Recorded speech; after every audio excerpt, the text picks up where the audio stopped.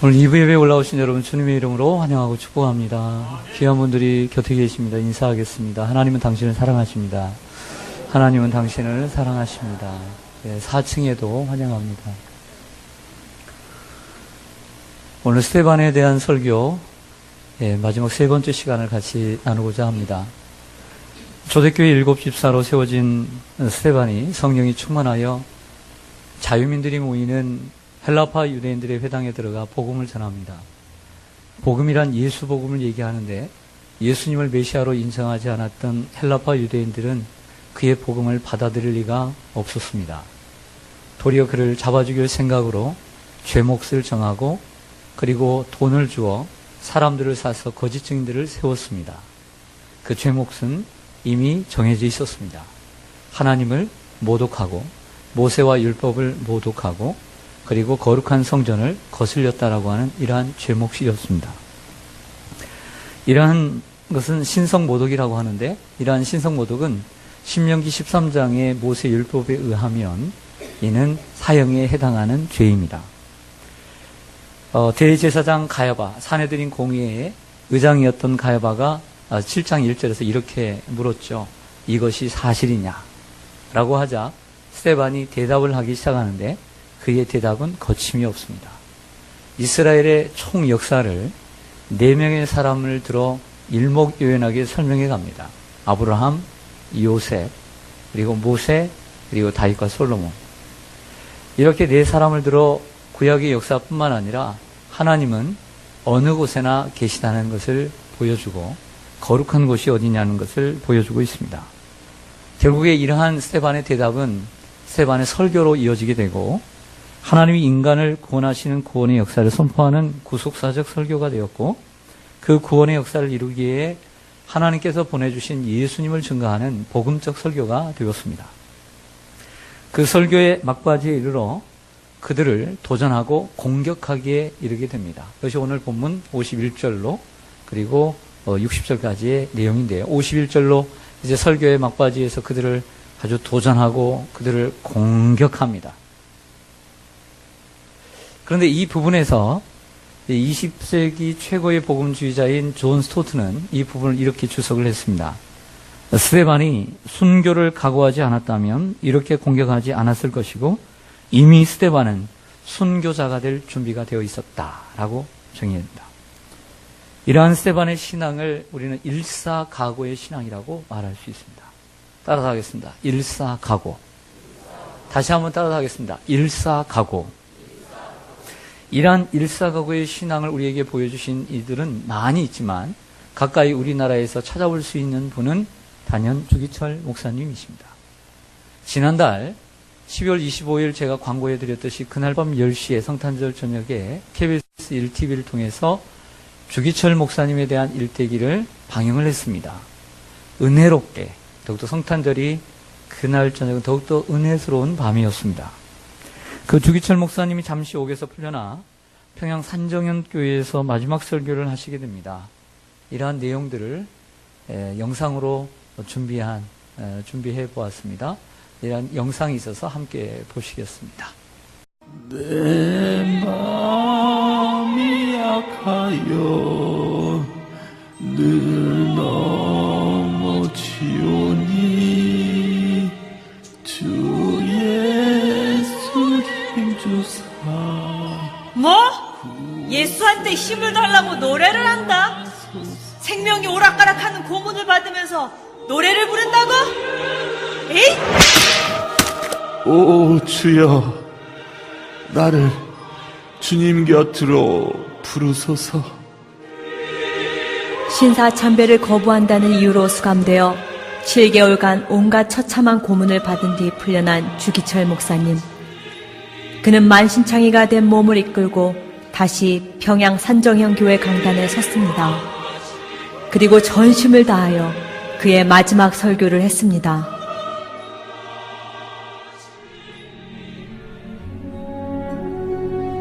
주님 나를 위하여 십자가를 지셨습니다. 주님 최후의 피 한 방울까지도 다 쏟으셨습니다. 주님 이렇게 날 위해 죽으셨거늘 내 어찌 죽음을 무서워하리요. 나는 일사의 각오와 다짐이 있을 뿐입니다. 그리스도의 사람은 살아도 그리스도인답게 살고 죽어도 그리스도인답게 죽어야 합니다. 죽음이 두려워서 예수를 버리지 맙시다. 풀의 꽃같이 시들어 떨어질 목숨을 아끼다가 지옥에 떨어질까 두렵습니다. 소나무는 죽기 전에 찍어야 푸르고 백합화도 시들기 전에 떨어져야 향기롭습니다. 이 몸도 시들기 전에 주님 제단에 드려지기를 바랄 뿐입니다. 여러분, 예수님은 살아계십니다. 부디 예수로 죽고 예수로 사십시다. 더럽게 무릎을 꿇고 사는 것보다 차라리 죽고 또 죽어 주님을 향한 각오와 다짐과 정절을 지켜나갑시다. 다만 나에게는 일사각오의 결의가 있을 뿐입니다. 일사각오, 죽기를 각오한다는 일사각오를 외치며 주기철 목사님은 순교의 길을 걸어갔습니다. 그 후 다시 체포되어 끔찍하고 악랄한 고문 속에서 오직 주님의 십자가만을 바라보며 한치의 주저함이나 두려움 없이 주님의 고난의 잔을 마신 것입니다. 내 영혼의 하나님이시여, 나를 붙들어 주옵소서. 1944년 4월 21일 평양 형무소 병가만에서의 주기철 목사님의 마지막 외침은 일사각오의 메아리로 모두의 가슴에 새겨졌습니다. 오늘 우리는 너무 쉽게 예수를 버리는 시대에 살고 있습니다. 종교 탄압, 종교 다원주의, 동성애 인권, 수많은 이단과 잘못된 가치관 앞에 예수를 팔고 세상과 타협하고 있습니다. 우리 삶의 구석구석에서 그리스도인답게 살지 못하고 있다면, 그리스도인으로 사는 것을 부끄러워하고 있다면 우리는 이미 신사참배를 하고 있는 것입니다. 오늘 우리도 주기철 목사님의 믿음을 본받기 원합니다. 주여, 우리 안에 예수로 죽고 예수로 사는 일사각오의 큰 믿음을 주시옵소서. 주여, 세상과 타협하거나 변명하는 크리스천이 아니라 고난 가운데서 승리하는 진정한 크리스천이 되게 하시옵소서. 내가 크리스천입니다. 우리가 크리스천입니다.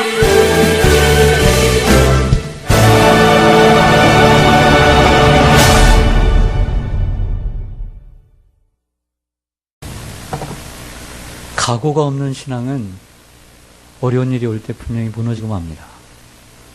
그때 되면 어떻게 되겠지? 그리고 우리나라에도 이러한 박해가 언제 오겠어? 이런 안일한 신앙은 분명히 무너지고 마는 신앙입니다. 그러므로 우리는 언제나 일사각오의 신앙을 견지해야 합니다. 할렐루야. 여러분들의 신앙은 어떠합니까?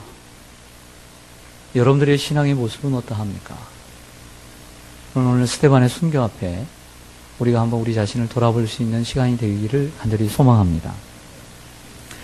스데반이 공회 의원들에게 이렇게 얘기합니다. 목이 곧고 마음과 귀에 할례를 받지 못한 사람들이라고 도전하고 그 예수를 너희가 잡아 죽인 자요 살인한 자라고 공격을 합니다. 이에 마음에 찔린 이 사람들이 일을 갑니다. 원래는 설교를 하고 복음을 전하면 사람들이 마음의 찔림을 받고 우리가 어찌할꼬 이렇게 회개를 해야 되는데 오늘 이 본문 속에서는 이들이 회개할 마음이 없습니다. 도리어 치를 떨고 있습니다. 그리고 더 이상 그를 죽이고 싶은, 더 이상 듣고 싶지 않은 마음이 있었던 것이죠. 그러나 그들의 그 스데반의 도전과 공격 때문에 스데반을 돌로 친 것이 아닙니다. 아직 그들의 마음에 이러한 불을 붙인 것은, 죽이고자 하는 이러한 불을 붙인 것은 그것이 아니었습니다. 또 다른 계기가 있었습니다. 55절부터 보시겠습니다. 55절부터 보시면 스데반이 성령 충만하여 하늘을 우러러 주목하여 하나님의 영광과 및 예수께서 하나님 우편에 뭐한 것을 보고 말하되 보라 하늘이 열리고 인자는 예수님을 가리킵니다. 하나님 우편에 뭐한 것을 보노라 서신 것을 보노라 한데 그들이 큰 소리를 지르며 귀를 막고 일제히 그에게 달려들어 성 밖으로 내치고 돌로 칠세 증인들이 옷을 벗어 사울이라 하는 청년의 발 앞에 두니라. 아멘. 저를 보시죠. 스데반이 공격하고 도전했기 때문에 돌을 든 것이 아닙니다. 그때는 이만 갈았을 뿐입니다. 그런데 돌을 들게 한 중요한 계기는 바로 이것 때문이었죠. 즉 스데반이 본 하늘의 환상 때문이었습니다. 하늘의 영상이 열리면서 하나님이 계시고 그 옆에 바로 이 서 계신 예수님을 보고 있다라고 말하는 그 말 때문입니다. 왜 그럴까요? 왜 그렇죠? 바로 이 유대인들이, 이 공의회 회원들이 바로 그 예수를 메시아로 인정하지 않았는데, 그래서 죽였는데, 그 예수가 하나님 보좌 우편에 서 계신 것을 말하니까 도저히 참을 수가 없었던 것이죠. 그래서 더 이상 듣고 싶지 않아서 귀를 막았고, 그의 입을 찢든지, 그의 입을 어떻게 막든지, 말을 하지 못하도록, 그 말을 하지 못하도록 돌로 쳐 죽이게 된 것입니다. 결국 예수님에 대한 언급은 신성 모독죄에 해당하기 때문입니다. 사실 이때 당시 유대인들이 직접 사람을 죽일 수 있는 권한은 없었습니다. 우리가 오랫동안 마가복음을 통해서 살펴본 것처럼 이제는 로마는 유대인들에게 살인할 수 있는, 사람을 처형할 수 있는 권한을 주지 않았어요. 하지만 새로운 트릭을 써서 이러한 증인들을 세움으로써 그러한 살인을 무마시키려고 하는 그들의 모습을 우리가 볼 수가 있습니다.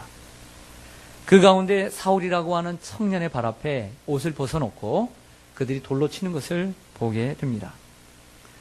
그런데 이 스데반의 그 언급 가운데, 하늘의 환상 가운데 특이할 만한 내용이 있어서 말씀을 드립니다. 특이할 만한 내용이 뭘까요?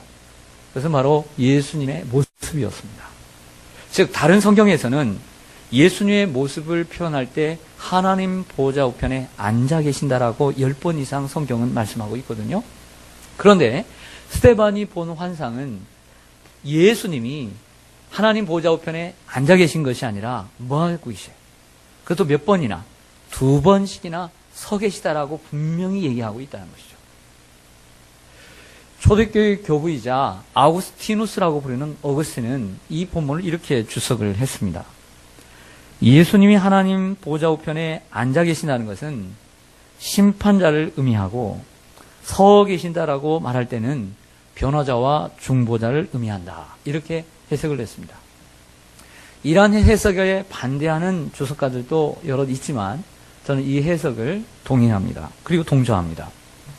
스데반이 죽음을 앞두고 돌에 맞으면서 하늘을 우러러 보았을 때, 죽음을 각오하고 봤을 때 주님이 가만히 서 계실 수 있겠느냐, 가만히 앉아 계실 수 있겠느냐는 거죠. 서서 그 스데반을 지켜보고 계셨던 것이죠. 어떻게 될까? 그리고 스데반의 입장에서는 그러한 상황 가운데서 예수님의 모습을 보았을 때 예수님이 앉아 계신 것보다 예수님이 서 계셔서 걱정하는 눈빛으로, 동정하는 눈빛으로 바라보는 것을 보았을 때 더 큰 위로가 되지 않았겠습니까? 그리고 예수님은 그 무서운 사람들 앞에서 죽음을 두려워하지 않고 자신을 인정하는 스데반이 얼마나 귀하고 아름답게 느껴졌을까요? 복음을 위하여 자신의 생명을 조금 더 귀한 것으로 여기지 않고 그 자신의 생명을 복음을 위해서 아낌없이 내어놓는 그 스데반을 향해 어찌 예수님께서 그 자리에 앉아서 지켜볼 수 있겠습니까? 예수님은 스스로 일어나 두 팔을 벌리고 그 스데반을 맞이하실 준비를 하고 계셨던 것이죠. 여러분, 이 스데반의 죽음을 어떻게 생각하세요? 사람들이 보기에는 이 스데반의 죽음을 참 헛죽음이다, 참으로 허무한 죽음이다, 그 젊은 날 가족도 있을지 모르는데 그 아이들은 어떻게 한단 말인가, 이렇게 생각할 수 있습니다. 하지만 하나님 나라에서는 이 순교의 죽음보다 더 위대한 죽음은 없습니다. 그래서 많은 증인들이 하나님 나라를 보았던 사람들이나, 그리고 하나님 나라에 대해서 쓴 글들을 보면 항상 하나님 나라에, 천국에 가서 천국을 볼 때 순교자의 영광이 가장 크다는 이야기들을 공통적으로 하고 있습니다. 스데반들이, 그 순교자, 스데반과 같은 순교자들이 가장 존귀함을 받고 대접을 받고 있다라는 말씀이죠. 그렇다고 해서 이 순교자의 영광은 아무에게나 오는 것은 아닙니다. 사랑하는 성도 여러분, 우리가 이 세상에서 그리스도인으로서 잘 사는 것도 중요하고 그리고 필요한 일이지만 이거보다 더 중요한 일이 있습니다. 그 중요한 일은 우리가 죽어서 주님 앞에 떳떳하게 서는 것입니다. 우리가 이 세상에서 잘 사는 것만이 중요한 것이 아니라 그보다 더 중요한 것은 주님 앞에 담대하게 설 수 있다는 것이 더 중요한 것입니다. 요즘 새벽 그 수요예배 시간에 제가 이제 요즘은 이제 요한 1, 2, 3서를 강의를 하는데요. 요즘은 요한 3서로 넘어가게 되는데 이제 요한 1서를 강의하면서 소중한 깨달음을 하나 얻었어요. 그래서 우리 성도님들과 함께 은혜를 나눈 적이 있는데요. 그게 무엇이냐면 우리 그리스도인들에게는 기도의 제목이 있습니다. 특별히 연세 드신 분들이 50이 넘어가고 60이 되고 70이 되면서 80이 되면서 기도의 제목이 있죠. 주님, 내가 건강하게 살다가 주님 앞에 서게 해주세요. 혹은 우리 시온산교회 저 계단이 많은데 하나님 내가 건강하게 내 다리로 내 힘으로 주님이 부르시는 그날까지 주님의 전을 출입하며 주의를 성수할 수 있게 해주세요. 이런 기도를 합니다. 얼마나 귀한 기도입니까? 그래서 이러한 기도는 세상 사람들도 갖고 있는 이러한 마음들이겠죠. 그래서 요즘은 웰빙의 시대만이 아니라 웰다잉의 시대입니다. 잘 사는 시대가 아니라 100세 시대 가운데 어떻게 잘 죽을까? 그래서 올해만 해도 수천 명의 그 분들이, 수천 명이 100세가 되면 그 아주 가볍고 그 잘 들 수 있는 지팡이를 선물로 준다고 합니다. 네, 선물을 줘요. 그 지팡이 이름이 있던데 제가 잊어버렸는데 그렇게 해서 100세가 넘으니 몇만 명입니다. 놀랍지 않습니까? 우리나라 이렇게 100세 시대가 넘었습니다. 9988-234라고 그러죠. 99세까지 팔팔하게 살다가 2, 3일 시름시름 앓다가 죽으면 이게 소원입니다. 그러나 우리 그리스도인들은 여기에 소원을 두면 안 됩니다.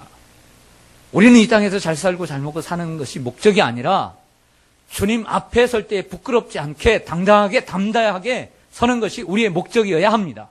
그리고 그것이 우리의 기도의 제목이어야 합니다. 할렐루야! 잘 먹고 잘 사는 건 필요하겠지만 우리가 건강하게 살다가 주님 앞에 서는 것보다 더 중요한 것은 요한 1서의 사도 요한의 마지막 기도처럼 내가 주님 앞에 설 때에 담대하게 서게 하여 주시옵소서. 이 기도가 돼야 되지 않겠습니까? 할렐루야! 이런 기도를 하나 덧붙이기를 축원합니다. 어느 목사님이 천국에 가셨대요.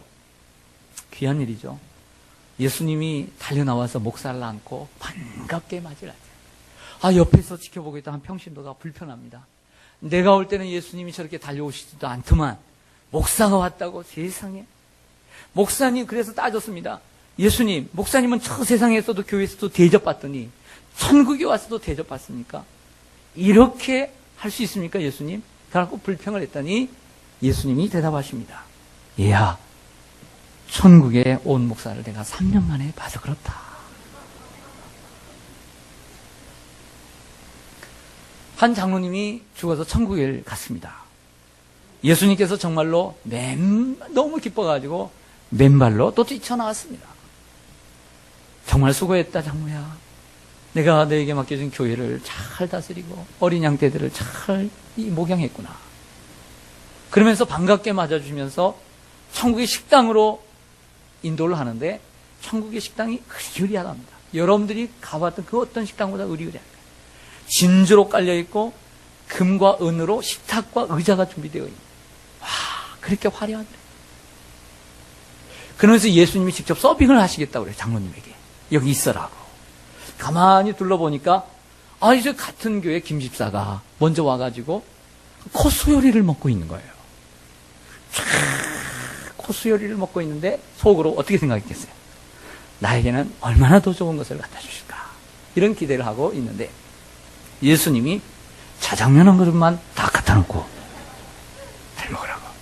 혹이라도 더 있겠지. 뒤를 돌아오는데 없는 거예요. 예수님 이게 답니까? 그래, 다다. 예수님, 저 김지사는 저렇게 콧수육을 먹고 탕수육을 먹고 저렇게 여러 가지를 먹는데 저는 뭡니까? 이렇게 불평을 하니까 예수님이 또 이렇게 말씀하십니다. 너무 섭섭하게 생각지 마라. 너희 교회 목사는 자장면 한 그릇도 지금 못 먹고 배달 중에 있단다. 사랑하는 성도 여러분, 이 땅에서 아무리 영화롭게 살면 뭐합니까? 이 세상에서 여러분들이 잘 먹고 잘 살고 그럼 뭐합니까? 주님 앞에 설 때 부끄러워 서면 그게 무슨 소용입니까? 그리스도인. 우리 그리스도인의 최종 목적은 주님 앞에 떳떳하게 사는 것입니다. 반듯하게 서는 것입니다. 당당하게 서는 것입니다. 부끄럽지 않게 서는 것입니다. 여러분, 오늘 주님께서 여러분들의 목숨을 앗아가신다면, 부르신다면 당당하게 서실 준비가 되어 계십니까? 묻고 싶어요. 항상 준비를 하며 사는 여러분들 되기를 원합니다. 제가 이번 주에 10년인 줄 알았는데, 올해가 10년인 줄 알았는데 만 10년이 되었더라고요. 지난주에 2006년 1월 14일 토요일, 어떤 분이 카톡을 보내줘서 그때 살았는데, 그래서 잠시 생각을 해보았습니다. 하나님의 은혜가 아니면 여기까지 올 수가 없었고, 우리 사랑하는 장로님들과 우리 기둥같이 여기는 안수 집사님들, 권사님들, 그리고 우리 성도님들이, 또 어린 우리 학생들, 우리 청년들, 우리 든든한 청년들이 없었으면 여기까지 올 수 있었을까? 이런 생각을 해보게 되었습니다. 저는 바울처럼 못하지만, 저는 스데반같이는 못하지만, 저는 여러분들에게 한 가지 말씀드릴 수 있다는 것이 있습니다. 이게 뭐냐면, 저는 그래도 부족하지만 최선을 다했다는 것입니다. 저는 하루하루 최선을 다합니다. 하나님 말씀 앞에 부끄럽지 않도록 여러분들 앞에 좋은 양식을 먹이려고 제가 쓰러지기 전까지 수고를 합니다. 여러분들 앞에 자신 있게 말씀드릴 수가 있는 것입니다. 부족한 것이 참 많아요. 하지만 저 나름대로 하나님께서 저에게 주신 그릇을 따라 저는 최선을 다합니다. 쓰러지기 직전까지. 스데반은 쓰러지고 죽어갔지만 참 그렇게는 못하지만 하나님이 저에게 주시는 건강 안에서 저는 최선을 다합니다. 여러분, 우리 전임 교육자들, 파트 전사님들, 우리 전임 사역자들 특별히 최선을 다하는 교육자들입니다. 여러분들 그걸 아셔야 됩니다. 최선을 다합니다. 우리 성도님들 가운데 보면 목회자가 아님에도 불구하고 최선을 다하는 분들이 있습니다. 여러분들 최선을 다하십니까? 여러분 최선을 다하십니까? 최선을 다하십니까? 자리에 맞게, 직분에 맞게, 하나님이 주시는 그 그릇에 맞게 최선을 다하십니까? 우리 성도들 중에 정말 최선을 다하신 분들이 많습니다. 이러한 최선을 다하는 이러한 모습들, 마음을 하나로 모아주시고 협력해 주시는 마음으로 교회가 그리 크진 않지만 그래도 든든하게 하나님의 은혜 가운데 평안하게 서가는 것입니다. 할렐루야. 최선을 다하는 모습.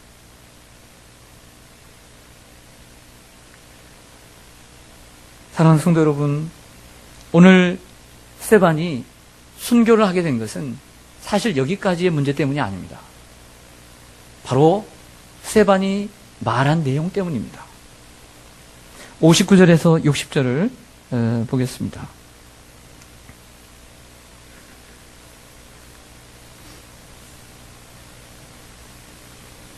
(59절) (60절) 제가 59절을 먼저 읽겠습니다. 그들이 돌로 스데반을 치니 스데반이 부르짖어 이르되 주 예수여 내 영혼을 받으시옵소서 하고,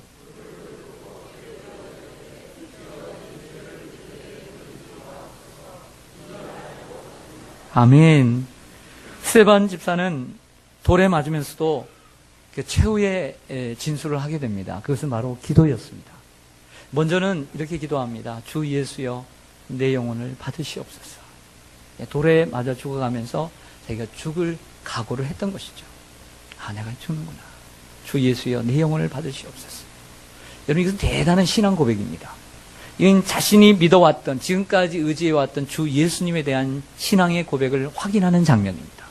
즉, 내 영혼을 받아주실 분은 예수님이라는 것이고, 그 예수님은 창조주이시며 우리의 섭리주이시며 우리의 심판주라는 것을 고백하는 것입니다.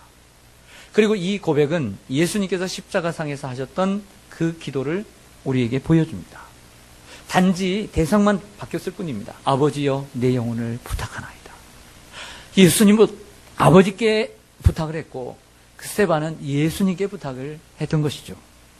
두 번째로는 주여 이 죄를 그들에게 돌리지 마옵소서 라고 기도를 했습니다. 이 기도 또한 예수님께서 십자가상에서 하셨던 첫 번째 기도와 똑같은 기도입니다. 주님, 그 죄를 저들에게 돌리지 마옵소서. 참으로 예수님을 많이도 닮은 집사임에 틀림이 없습니다. 사랑하는 성도 여러분, 무엇이 이 스데반으로 하여금 이처럼 초연하게, 그리고 의연하게, 그리고 이처럼 아름답게 주님 앞에 마지막을 보낼 수 있었을까요? 그리고 남을 용서하면서 자비로운 마음가짐을 가지고 주님 앞에 서게 되었을까요? 참으로 귀한 죽음이 아닐 수 없습니다. 바로 그 이유는 바로 십자가에 죽으시고 부활하시고 하나님 우편에 계시는 그 예수님을 바라보았기 때문입니다. 하나님의 나라가 있고 그 부활의 영광이 있고 내가 죽음 이후에 저 세상에 주님이 나를 맞이하실 영광이 분명히 있다는 것을 믿고 먼저 가신 주님을 바라보았기 때문이죠. 저 여러분 비록 약하지만 그 예수를 바라보면 능히 어려움을 이기고 주님 앞에 서게 될 줄로 믿습니다. 우리도 세상을 떠날 때 스데반과 같은 기도를 하며 죽기를 원합니다. 스데반과 같은 기도를 하면 얼마나 좋을까요? 주여 내 영혼을 받으시옵소서.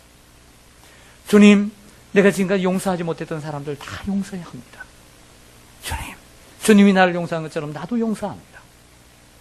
그리고 가족들 앞에 오직 나와 내 집은 여호와만을 섬기겠노라. 마지막 세상에서 가장 아름다운 말 가운데 하나가 유언이 아니겠어요? 그 유언을 자녀들에게 아낌없이 오직 예수만을 섬기라고 이렇게 유언하며 주님 앞에 우리가 서야 될 줄로 믿습니다.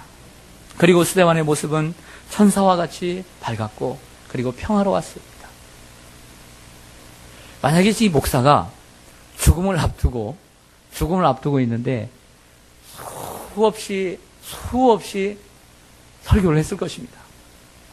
제가 한 20살 때부터 설교를 했으니까 이제 많이 했는데 지난 10년만 해도 제가 설교를 한 게 생각을 해보니까 1년에 52주니까 주일날만 하면 몇 번입니까? 10년이면 520주죠? 그럼 520주면 몇 번 설교하는 겁니까? 520번. 기본적으로 주일날만 설교를 3번을 똑같은 설교를 했으니까 1500번. 수요 예배 하면 500번 또 곱해보세요. 500번.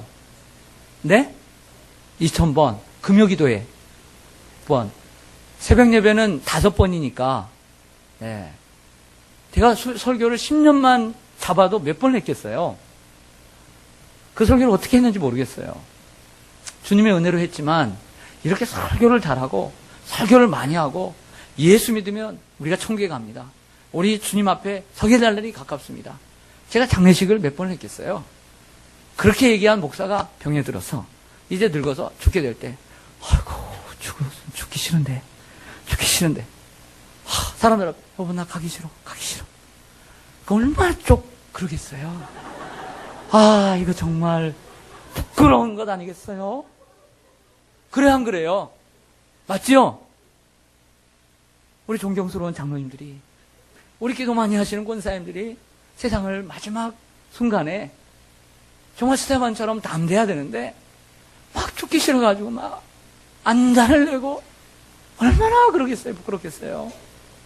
이제 준비를 해야 돼요. 준비를. 할렐루야.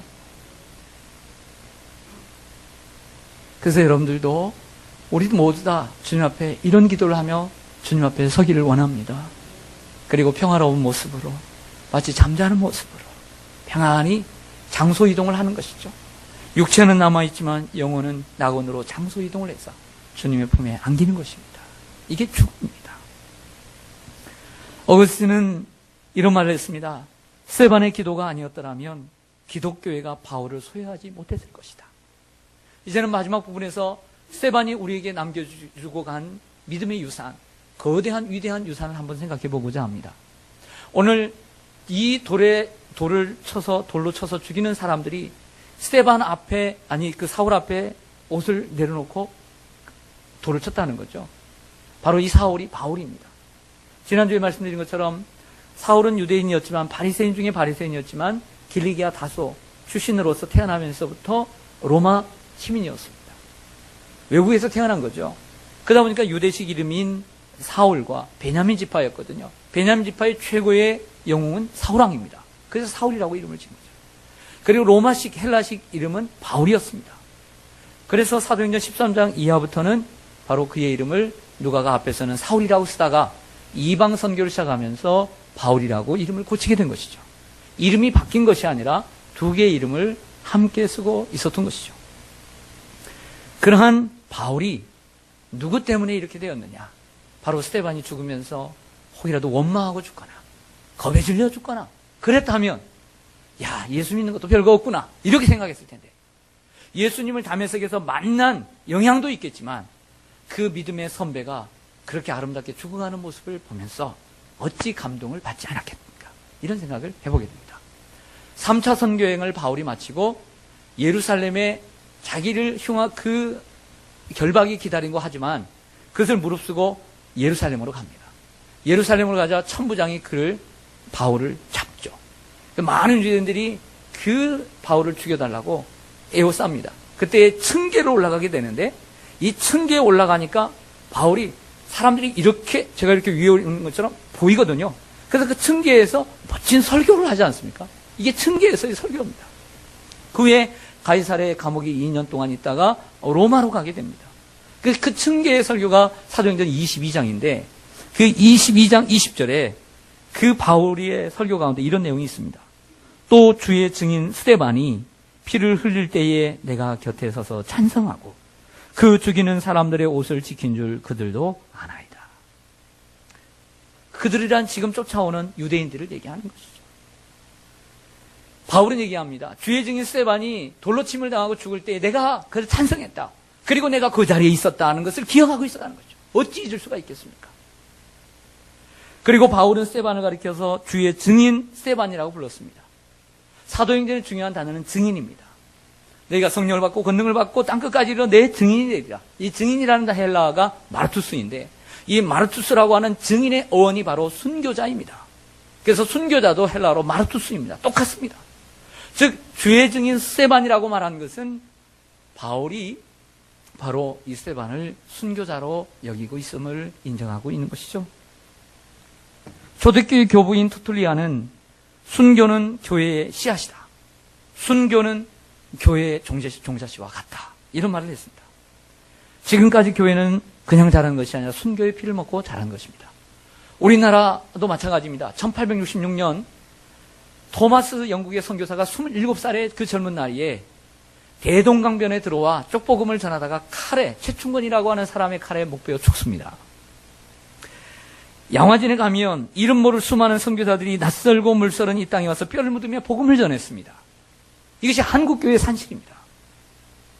그냥 되는 것이 아닙니다. 그러므로 우리는 나가서 복음을 전하지 못하지만 복음이 전파되지 않은 곳에 복음을 전하는 선교사님들을 우리는 후원해야 합니다. 그를 도와야 합니다. 우리는 보내는 선교사가 되어야 합니다.